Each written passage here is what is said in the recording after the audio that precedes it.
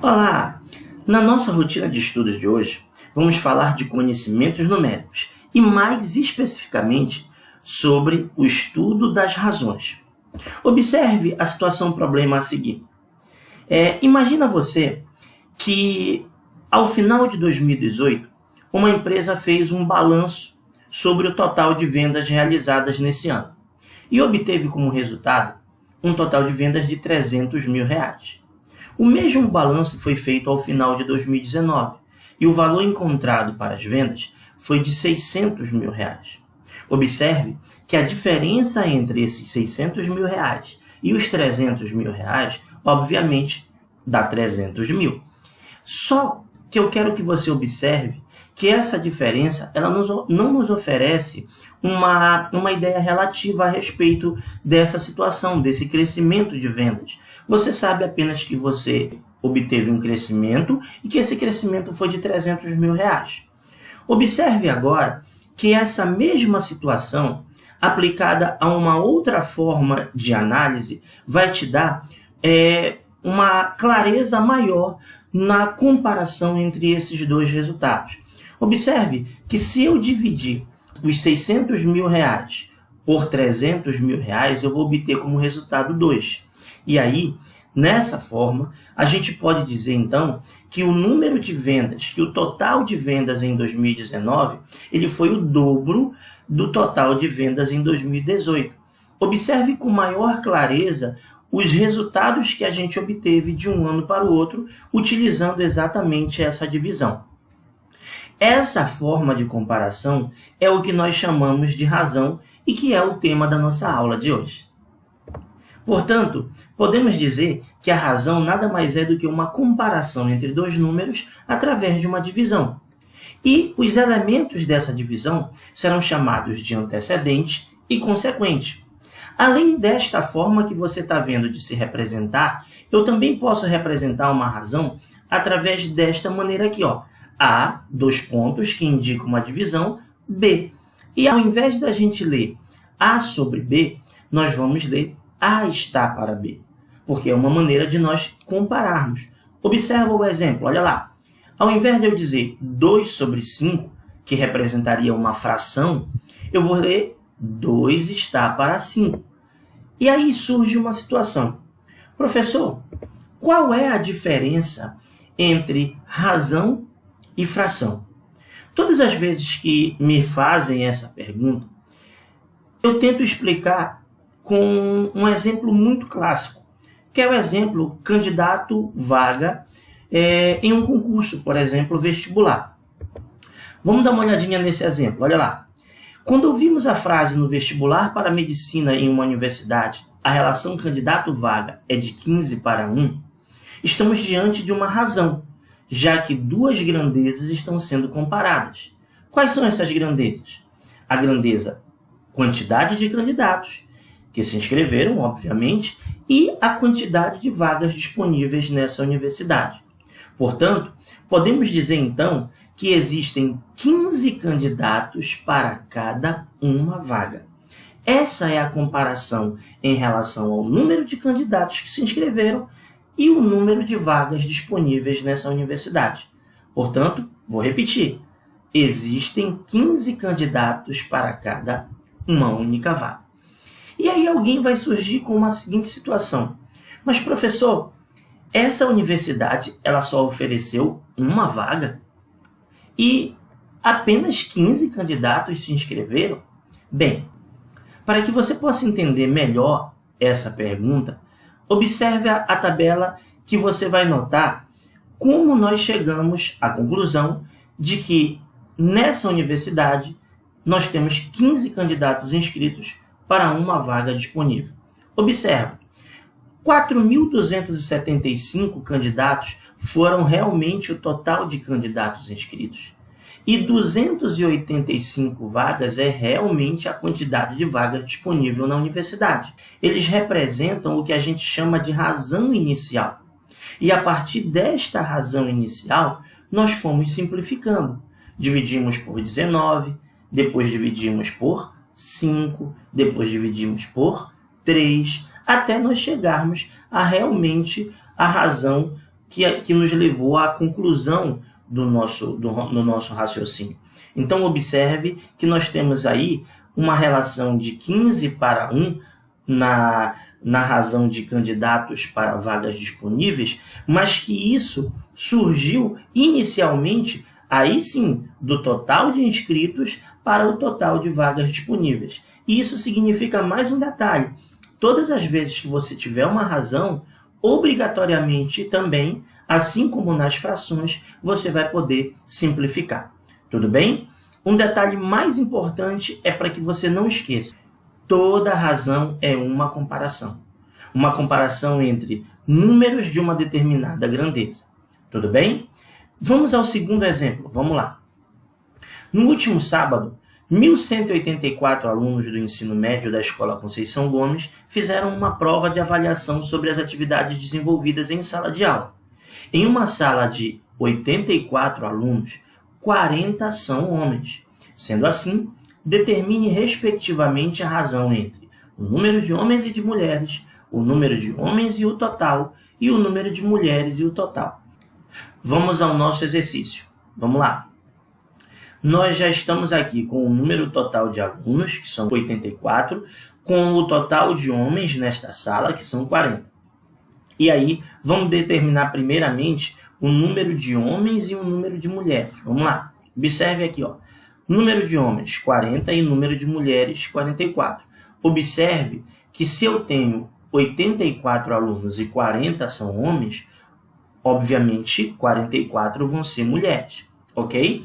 Está aqui a comparação e observe que eu sigo à risca a ordem que ele me pede, tá bom? É muito importante que você tenha esse cuidado. Então, eu tenho 40 homens para um total de 44 mulheres. E aí, observe que eu posso simplificar. Eu posso simplificar por 2, eu posso simplificar por 4, que é o que eu vou fazer. E aí, a minha comparação chega ao seguinte resultado: para cada 10 homens nessa sala, 11 são mulheres, ok? A segunda razão, ele me pede o número de homens e o total de alunos. Então, vamos obedecer a ordem mais uma vez. Total de homens, 40, de alunos, 84. E mais uma vez eu posso simplificar, nesse caso, por 4. Observa que eu estou simplificando por 4 para ser mais rápido, para ser mais dinâmico. Mas você pode fazer isso por 2 e depois por 2. Vai de acordo com a sua segurança, tá bom? Se você quer simplificar por 2 e depois por 2, não tem problema nenhum. O mais importante é que você faça sempre aquilo que lhe deixe mais à vontade, que lhe deixe mais seguro. Tudo bem?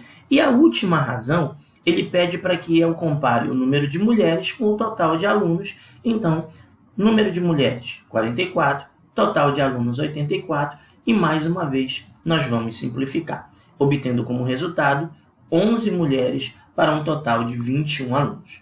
A pergunta que de repente pode surgir aí é: professor, mas eu sou obrigado a simplificar? Lembra que em toda razão, assim como em toda fração, você deve simplificar até torná-la irredutível, ok? Então, muito cuidado com isso, porque se trata de uma ferramenta obrigatória, a simplificação. Tudo bem? No exemplo 3, observa comigo. Ainda sobre o exemplo anterior, podemos afirmar que, bem, vamos ter que analisar cada um desses itens, cada uma dessas alternativas, para saber qual delas é a verdadeira. Então, vamos à primeira. Para cada mulher existe exatamente um homem? Bem, como isso trata de uma questão em relação ao exemplo anterior, vamos colocar aqui os resultados que a gente obteve no exemplo 2, beleza? E aí vamos analisar mais uma vez a alternativa A. Para cada uma mulher existe exatamente um homem. Observe que eu não tenho uma relação entre mulheres e homens. Eu tenho uma relação entre homens e mulheres. E eu falei a você ainda há pouco que nós temos que seguir à risca a orientação da pergunta. Se a pergunta pede para que a gente compare o número de mulheres com o número de homens, a gente tem que fazer isso nessa ordem. Portanto, eu vou fazer o seguinte para que a gente fique com uma informação mais clara. Eu vou inverter, tá, essa razão aqui. Ao invés de homens para mulheres, eu vou fazer mulheres para homens, tá bom? Então, nesse caso, agora sim, eu tenho 11 mulheres para cada 10 homens. E isso significa que a alternativa A está errada, já que ela diz que existe exatamente uma mulher para cada um homem. Vamos analisar agora a alternativa B, que diz que para cada mulher existem exatamente 2 pessoas. Vamos olhar a terceira razão aqui do exemplo anterior. Nós observamos claramente que nós não temos uma mulher para cada 2 pessoas. Nós temos 11 mulheres para cada 21 pessoas. Portanto, a alternativa B também está incorreta. Na alternativa C, ele compara o número de homens com o número de pessoas, que é esta aqui, que está na sua tela na cor azul. Vamos lá. Existe um homem para cada 2 pessoas. Também não é verdade. Eu tenho 10 homens para cada 21 pessoas no total. Portanto, a alternativa C também incorreta.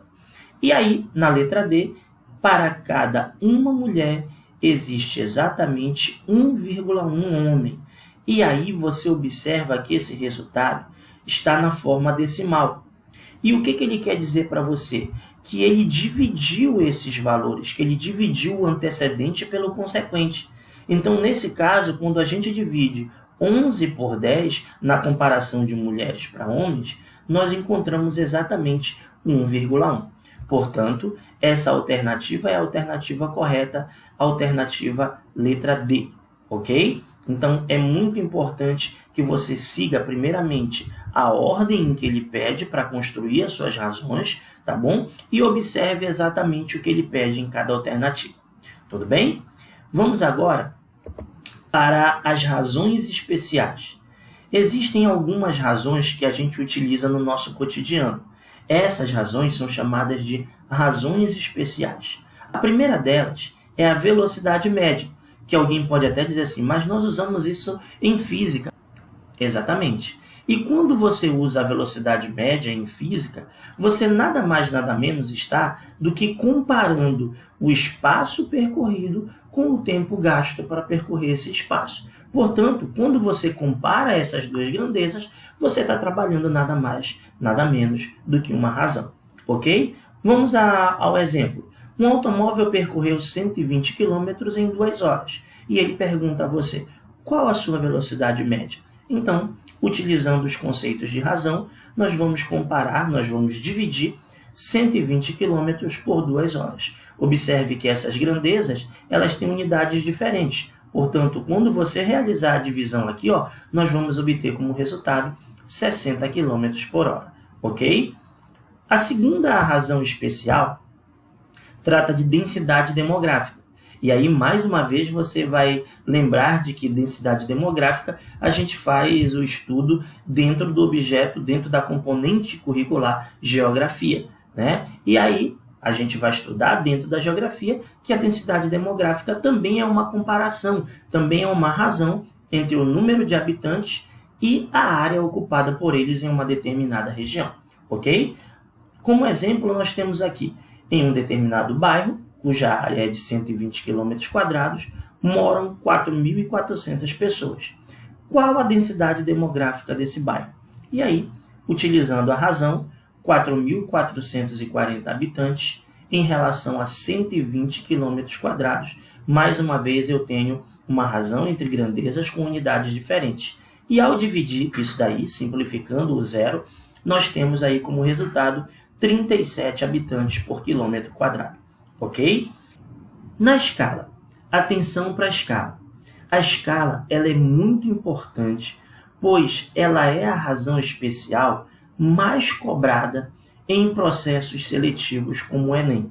Ok? Então é muito importante que você tenha esse cuidado de lembrar que a escala é a razão, é a comparação entre o tamanho do desenho e o tamanho real e, obrigatoriamente, atenção, medidos em uma mesma unidade. É óbvio que quando se trabalha uma questão como essa, e vamos comparar o tamanho do desenho com o tamanho real, nós, por exemplo, temos o tamanho do desenho e o tamanho real medidos em unidades diferentes. Observa o exemplo.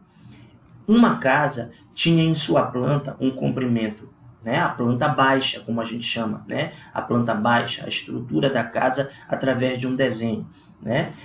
O comprimento de 20 centímetros, tá? E sabendo-se que o comprimento real dessa casa é de 12 metros, em qual escala foi desenhada a planta dessa casa? Bem, observa claramente que quando eu trato de um desenho, as minhas medidas estão em centímetro, como você pode notar aqui, ó. E quando eu comparo isso com o tamanho da casa, o tamanho real, é medido em metros. A primeira providência que eu tenho que tomar, atenção, muita atenção aí.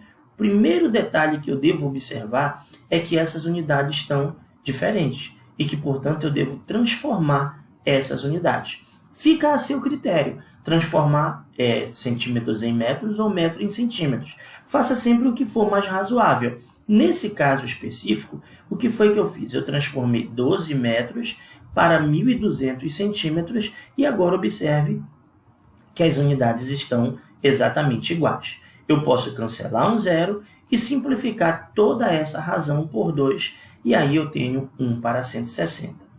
É muito importante você notar o resultado desta expressão aqui, ó, tá? O que significa 1 para 60 numa escala?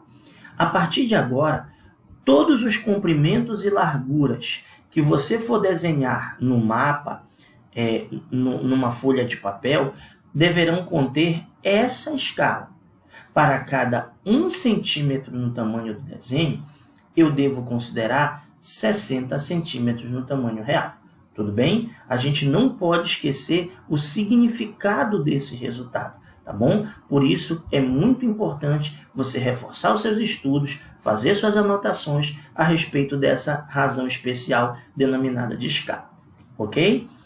Vamos para a quarta razão especial, que é a probabilidade. A probabilidade é a razão entre o todo e a parte. Tá? Você vai estudar a probabilidade durante todo o seu ensino médio, principalmente quando você estiver no segundo ano e no terceiro ano do ensino médio, né, você vai estudar as probabilidades. E aí a probabilidade nada mais é do que a razão entre a parte e o todo, tá bom? Que mais tarde nós vamos chamar de número de elementos do evento, sobre número de elementos do espaço amostral. Mas isso é um estudo, né, mais lá para frente, quando se estiver especificamente estudando a probabilidade, ok? Então, vamos lá para o exemplo. Peço a uma pessoa que escolha uma letra da palavra caderno e ele pergunta para você qual a probabilidade dela escolher uma vogal. Então, antes de mais nada, a gente precisa saber quantas letras tem a palavra caderno e quantas letras da palavra caderno são vogais. Portanto, vamos dar uma olhadinha, ó. A palavra caderno tem 7 letras e dessas 7 letras eu tenho 3 vogais. A, E e O. Beleza? Utilizando a razão especial parte pelo todo, né? Vamos fazer o seguinte. Qual é a minha parte? São as 3 vogais. Qual é o meu todo? As 7 letras. Portanto, a minha razão vai passar a ser 3 sobre 7. Ok? Quero mais uma vez aqui agradecer a todos e lembrar, todas as vezes que você precisar, aprenda matemática com o professor Ricardinho. Não deixe de continuar a sua rotina de estudos e se você gostou, dá um like e inscreva-se no canal. Um grande abraço e até a próxima. Valeu!